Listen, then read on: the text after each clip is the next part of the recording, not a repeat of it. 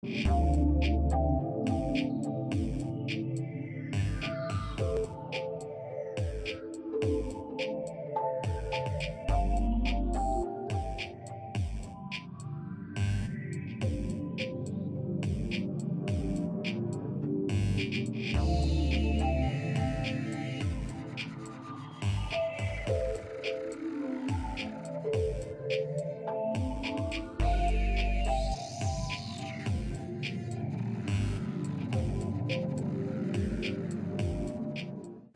tema de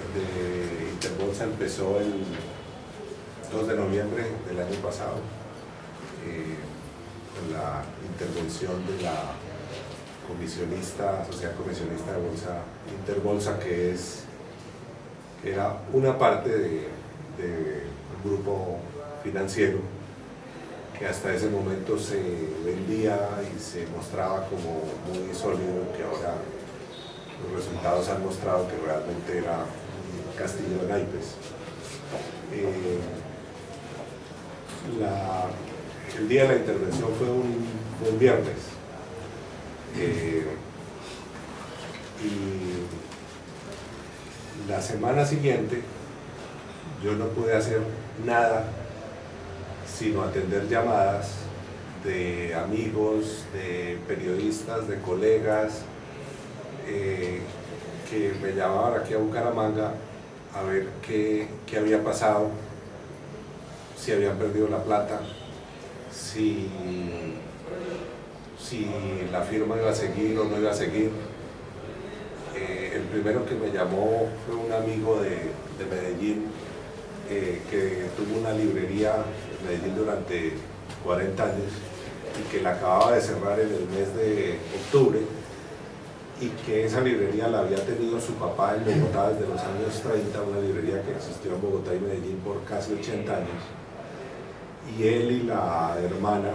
que había sido toda la vida profesora de un colegio de bachillerato, tenían en Interbolsa la plata de la venta de la librería, 300 millones, que era el único capital del cual vivía, de la renta de ese capital vivía la hermana. Y así empezaron a llamarme otras personas para preguntarme cosas que yo no sabía. Entonces, al cabo de esa semana, como era una cantidad de llamadas que no paraban, le propuse a Fidel Cano, el director del Espectador, que hiciéramos un blog, porque si estas eran las personas que me llamaban a mí porque me conocían o tenían mi teléfono o podían conseguir mi teléfono para llamarme, pues debía haber muchísimas más personas en esa situación de confusión y de incertidumbre, que no podían acudir a nadie para hacer unas preguntas porque la firma ya no funcionaba, sus asesores comerciales, sus corredores ya no estaban o no podían contestar, estaban yendo pero no podían contestar, no podían atender llamadas. Entonces el libro surge de ese contacto con una cantidad de gente, muchos de los cuales sigo sin conocer personalmente, otros los he conocido después, pero realmente el libro se pudo hacer por esa comunicación que se creó a través del blog del Espectador. Y la esencia de lo que pasó es similar a como si mañana se quiebra el Banco de Bogotá o se quiebra el Bancolombia. En el mercado de valores, Interbolsa tenía el mismo lugar que en el sistema bancario tienen los principales bancos. Entonces el golpe, el shock de lo que pasó es igualmente grave, y las consecuencias igualmente graves. Y ahora tenemos, pues a casi 9 meses de la quiebra de Interbolsa, tenemos una visión mucho más clara de lo que estaba pasando, pero en ese momento había una incertidumbre muy grande entre los clientes, agravada por el hecho de que la intervención del 2 de noviembre fue con fines de administración y el superintendente financiero dio declaraciones ese día en el sentido de que la firma tenía un problema de iliquidez, pero que el gobierno iba a utilizar ese puente, porque el lunes era día festivo, para ver cómo reabría la Interbolsa. Entonces eso creó una confusión adicional, porque para muchas personas era una cosa transitoria que se iba a arreglar, la firma iba a pasar a ser manejada por otra entidad o el gobierno se iba a encargar de que continuara. Eso confundió mucho más porque el gobierno no dijo la verdad desde el principio. Cuando ya el día 7 de noviembre las firmas que estuvieron viendo los datos de Interbolsa en el cuarto de datos que hubo en la superfinanciera, se dieron cuenta que no estaban interesados. Entonces vino ya la intervención con fines de liquidación. ¿Qué fue lo que pasó en dos palabras en Interbolsa? Lo mismo que ha pasado recurrentemente en el sistema financiero en los últimos 35 años, autopréstamos. Lo mismo en otra forma que dio al traste con Jaime Mikkelsen y el grupo Gran Colombiano, que era el grupo financiero y económico más grande, más poderoso que tuvo el país desde los años 70 hasta que se acabó en el 83. La utilización del ahorro privado, del ahorro del público, de los dineros que los bancos y las entidades financieras manejan para hacer negocios o inversiones o toma de bancos o toma de empresas. Lo mismo que sucedió en la crisis financiera del año 82, cuando se estaba terminando el gobierno Turbay, que empezaron a quebrarse una cantidad de bancos y entidades financieras. Los administradores tomaban los recursos de la clientela para hacer inversiones, bien sea para incrementar su patrimonio personal o para solidificar el control que tenían en esas entidades financieras. Aquí pasó más o menos lo mismo. Los administradores de Interbolsa, que manejaba muchísima plata y que tenía más del 30% del mercado de acciones y de las operaciones de la Bolsa de Valores, empezaron a hacer inversiones con el dinero de los clientes en una proporción que terminó quebrando a la firma, y básicamente apostaron todo por Fabricato. Pero lo de Fabricato, que ha tenido pues la mayor relevancia en las informaciones, en realidad es en el fondo un autopréstamo. Ellos tomaron una decisión de inversión que fue subir la acción de Fabricato para luego revender esa compañía a un supuesto o real interesado en el exterior, no con dineros propios, sino con dineros prestados. Entonces, lo que realmente hubo fue lo que siempre ha habido en el sistema financiero colombiano: un autopréstamo. Los administradores que ven pasar esa gran cantidad de plata todos los días frente a sus ojos, no se contentan con la utilidad que hacen de administrarla, en el caso de las comisionistas de bolsa, que es cobrar una comisión a quien compra y a quien vende acciones u otros títulos, sino que dicen: usemos esa plata para hacer nosotros negocios, para hacer nosotros inversiones, y luego la reponemos, pero mientras tanto generamos una rentabilidad que es para la firma y que es para los accionistas y administradores de la compañía. Y les habría salido bien, y esto habría sido el gran éxito financiero si la operación les hubiera resultado, y estarían hoy recibiendo el aplauso de todo el sistema financiero si la operación les hubiera salido bien. El problema es que les salió mal, y entonces se desnudó la operación y se registraron las pérdidas. Eso es lo que es muy grave de lo sucedido en Interbolsa, y es que ellos no se inventaron nada nuevo, es siempre el mismo patrón según el cual los administradores tienen esa tentación de hacer negocios con la plata del público. Y eso es lo que en este caso de Interbolsa, la Superintendencia Financiera, no frenó a tiempo porque la operación venía desde mucho tiempo atrás. Ahora se sabe que Interbolsa solía hacer esos movimientos abusivos con el dinero del público desde hace mucho tiempo atrás. Está demostrado que entre el 99 y el 2001, cuando ellos tenían que hacer una capitalización de la firma para poder participar en el mercado de los TES, que es el mercado de la deuda pública, los bonos que emite la tesorería y que son la fuente de financiación del gobierno. Ellos les faltaban 1.500 millones en esa época y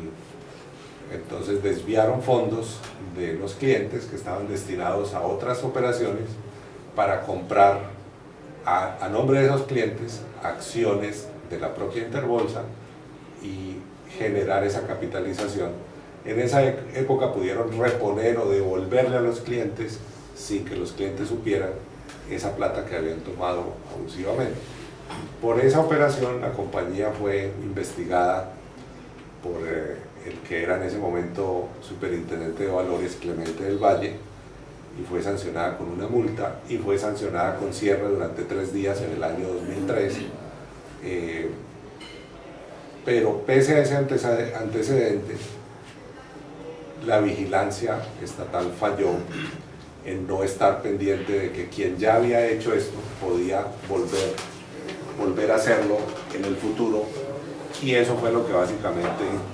hicieron ellos. Hay 2 factores que permiten decir que la quiebra de Interbolsa nació en Bucaramanga o tiene una conexión inicial con Bucaramanga. Uno es el asunto de los bonos Metrolínea. En el año 2006 se iba a quebrar una pequeña comisionista de la bolsa en Medellín que se llamaba Hernando y Arturo Escobar, de mucha tradición, muy bien manejada, y para que no se quebrara, otros comisionistas la adquirieron, pusieron una plata, entre ellos Juan Carlos Ortiz, y la firma la salvaron y le pusieron otro nombre que fue Proyectar Valores. En Proyectar Valores la firma empezó a comprar bonos de Metrolínea que estaban en el mercado muy baratos porque Metrolínea no estaba generando los ingresos a través de los pasajeros suficientes para pagar los intereses sobre esa deuda. Entonces el mercado había castigado ese papel y se estaba vendiendo a 70, a 75, a 80. Estos señores de Proyectar compraban el papel que nadie lo quería y entre ellos mismos lo revendían a otra sociedad filial o amiga de ellos, y entonces si valía, ellos lo compraban en el mercado a 75, entonces lo subían a 77, luego lo recompraban a 79 y así lo llevaban hasta 100 o 105 y luego buscaban un cliente de ellos al cual le decían: mira, ahí este papel muy bueno que tiene esta rentabilidad, pero no le contaban que el emisor de ese papel no podía pagar porque su negocio no estaba dando para eso. Cuando llegaba la fecha en que había que cobrar esos intereses, el cliente se enteraba con sorpresa de que ese papel no tenía ese precio en el mercado y que además no iba a recibir esa rentabilidad. Entonces, eso que hicieron con los bonos Metrolínea, lo que hicieron con bonos Agua, que también estaban castigados en el mercado, lo que hicieron con bonos de la doble calzada Bogotá, Girardot, y con otros papeles que nadie quería en el mercado, tuvo que ver con la quiebra en el 2011 de Proyectar Valores. esa quiebra tiene que ver con Interbolsa en cuanto a que llegó el momento en que Rodrigo Jaramillo dijo: yo ya no sigo fondeando las operaciones de Proyectar. Y un día faltaron 20.000 millones, que no es mucha plata, y Proyectar se quebró, fue intervenida y todavía le están debiendo a sus clientes. Entonces, por ese lado, la génesis de la quiebra de Interbolsa viene de una situación de Bucaramanga, que son los bonos de Metrolibre. Y por otro lado viene de Alessandro Corridori, que llegó a Bucaramanga hace 10 años, en el 2003, con una novia que había conseguido en Italia, que era de Bucaramanga, Gloria, no me acuerdo el apellido. Mucha gente lo conoció a él en Bucaramanga, montó un sitio de apuestas en el centro, apuestas hípicas con un aparato de video, y empezó a hacer contactos en Bucaramanga con gente para hacer inversiones en bolsa. Estuvo tal vez un año, tal vez menos. Era un italiano que estaba varado, que no se sabía exactamente por qué estaba aquí, no tenía un gran capital, pero tenía conocimiento del mercado de las acciones. ¿Dónde lo adquirió? Es un misterio, porque la hoja de vida que él presentó luego en Bogotá fue analizada por una revista italiana, y todo lo que aparecía ahí era falso. Todos los sitios donde él decía que había trabajado en Italia antes de venir a Colombia, en la compañía de seguros Allianz y en otros sitios, era falso. Solamente se supo por esa publicación de la revista que había tenido con un socio una muy pequeña agencia de seguros en Florencia que se le había quebrado. Pero Corridori sí llegó con el conocimiento de las acciones y empezó a hablar de Acerías Paz de Río, que era una acción que estaba a 10 pesos, que nadie tocaba, que mucha gente la había adquirido forzosamente, porque en una época, al presentar la declaración de renta, era obligatorio hacer una inversión en acciones de Paz de Río. Y él montó, cuando se fue ya para Bogotá, con otras personas, que no se sabe exactamente quiénes fueron y en qué cuantía se hizo el negocio, montó una operación que le dio muy buenos resultados, adquirió esa acción a 20, 30 pesos y la revendieron a 130 pesos. Ahora está otra vez a 20 pesos. Entonces, ese ojo que él tenía para descubrir activos enterrados o ocultos dentro del balance fue lo que lo llevó a intentar repetir esta operación de Paz de Río con Fabricato. Que se sepa, hasta ahora la operación empieza en octubre de 2009,